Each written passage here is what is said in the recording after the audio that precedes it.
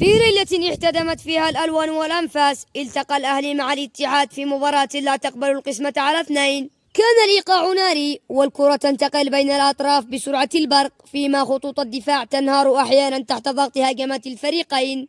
الاتحاد حاول فرض سيطرته عبر كرة عرضية متقنة، لكن ديميرال وإيبانيز كانوا في الموعد، وكل تمريرة وكل هجمة كانت تعكس صراعا لا يرحم بين الفريقين. المباراة لم تكن مجرد 3 نقاط في جدول الدوري، بل كانت رسالة لكل الفرق.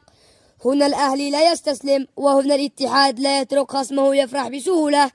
وفي النهاية كان الإبداع الفردي والانضباط الجماعي هما سيدا الموقف، تاركين للجماهير لحظات لا تنسى من الإثارة والتشويق. اللقاء أكد أن مواجهة الأهلي والاتحاد ليست مجرد مباراة، بل معركة تكتيكية وعاطفية.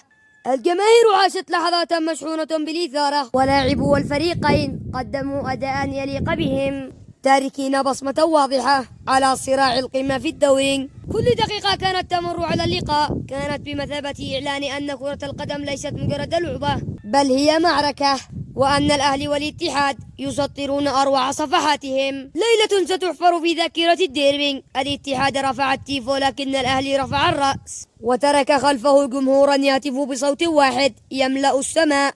هنا الأهلي لا يرحم أحد.